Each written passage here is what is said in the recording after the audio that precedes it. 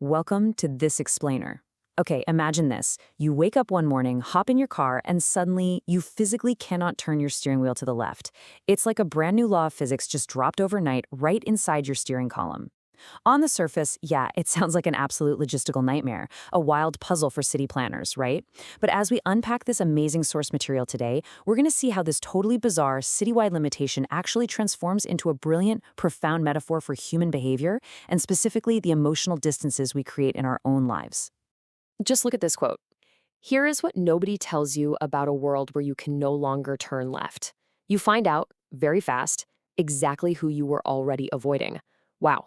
The author just hits us right out of the gate with this, and it instantly flips the script. This isn't just about traffic patterns or gridlock anymore, is it? It's about human connection. Think about it. When the physical ability to just take a direct, easy route is snatched away, the effort required to reach someone gets massively magnified. And in that magnification, the truth about who you actually want to see versus who you were already making excuses not to see becomes undeniably crystal clear. Section 1, the left turn ban and the initial chaos that followed. So how did this whole thing actually go down? Let's zoom out for a second. Our narrator is a professional driver, someone who basically lives out on the road, which means they felt this weird shift before almost anyone else did. At exactly 6:14 on a Tuesday morning, they try to swing their van left onto Delancey Street, but their hands literally won't do it. The source text describes this so perfectly. It wasn't the machine breaking down, it was a physical inability, like trying to bend your elbow backward. The steering wheel just centered itself and stopped. It was, quote, polite but firm, the way a big dog stops when it has privately decided the walk is over. I absolutely love that description. And within the hour, every single driver in the city experienced the exact same thing. By 8 a.m., total gridlock. We're talking 40-car processions just looping around single blocks in endless right turns. Absolute chaos. But, humanity is incredibly adaptable. Within just one single day, all the navigation maps updated. Moving on to Section 2, how the city adapted. Because 3 rights really do make a left. People figured out pretty quickly how to handle this new physical law, and they actually borrowed a trick straight from the logistics industry. You see, delivery companies figured out decades ago that left turns are just massive time and fuel wasters. You're just sitting there, idling in intersections, so they've always routed their trucks in long loops of only right turns. Well, overnight, everyone in the city essentially became a delivery truck. The new golden rule, born right out of that chaotic first week, was super simple. 3 rights make a left. Honestly, it became such a massive cultural staple that the text mentions you can even buy coffee mugs with a printed on them now. You just had to completely replan your entire life in one direction. It's actually wild to compare the before and after here, because the entire vibe of the city transformed. The old way, oh man, it was just pure tension. Drivers aggressively cutting across 3 lanes of traffic, taking crazy risks, and tragically, we all know about the fatalities at those dangerous intersections.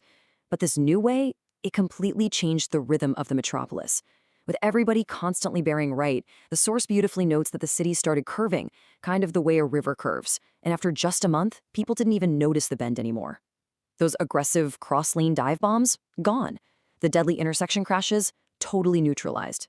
And the crazy thing is, the whole trade-off really boils down to just this number, 15. Having to plan your life in one continuous curving direction added exactly 15 minutes to every single trip, no exceptions. But as our narrator points out, it made the city surprisingly peaceful. You can still get absolutely anywhere you need to go in the world. You just have to accept, deep down, that you're going to have to take the long way around. Which brings us to Section 3, the Corlears exception, and taking the long way around. Okay, so now we transition from all this sweeping macro city infrastructure stuff to a highly specific, localized problem for our narrator. Their mother lives on a street called Corlears, and because of how the city grid is laid out, reaching Corlears from the narrator's side of town geographically demands a left turn. Now, we've already established that under the new rules, this isn't an impossible barrier, right? You can theoretically get anywhere with only right turns. But navigating this one specific geographic quirk slaps a heavy penalty onto the trip. 20 minutes just to reach her building. We're talking about a destination that is, in reality, only a short 8-block distance from where the narrator starts. But to get there now, they have to drive 20 minutes completely out of the way. It means navigating these dizzying loops inside of loops. It takes what should be a super quick trip and turns it into this sprawling, indirect saga. It is, exactly as the text puts it, the long way to the short distance.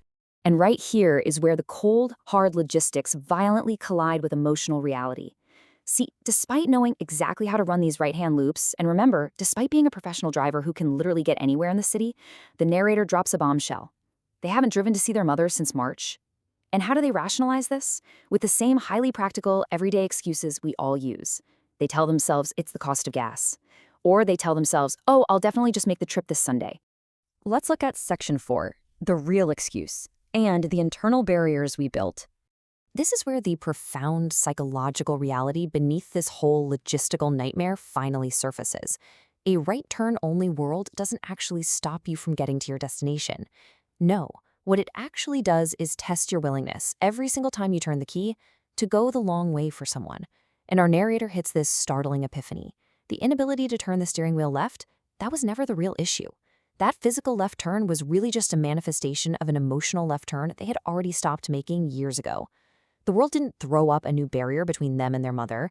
It just swapped out their flimsy old excuses for a fresh, highly convenient, universally accepted logistical one. And all of this internal conflict culminates in this incredibly quiet, yet totally heartbreaking moment from the source text. Last Tuesday, the narrator finally commits. They let the river of the city carry them through that entire 20-minute three-right loop, all the way to Corlears from the wrong side of town. They pull up right across the street from her building and put the van in park. They look up, her kitchen light is on. They can literally see her silhouette moving behind the curtain. But instead of just turning off the car and walking those final few feet, they just sit there, engine running. They remind themselves that they're a good driver, that they can get anywhere. And then they simply decide, I'll go in next time. And they drive away, proving once and for all that the barrier was entirely internal the whole time. As we wrap up this explainer, I want to turn the spotlight away from the source material and point it right at you. The true genius of this thought experiment is how perfectly it holds up a mirror to our own habits. We all do this, right? We all have people, conversations, or tasks that we conveniently avoid under the guise of logistical difficulty or just not having enough time. So I'm going to leave you with this final thought to chew on regarding your own life and the comfortable little excuses you might be clinging to. What is the left turn you've already stopped making? Really think about it. Thanks for tuning in, and remember to keep questioning the long ways around in your own life.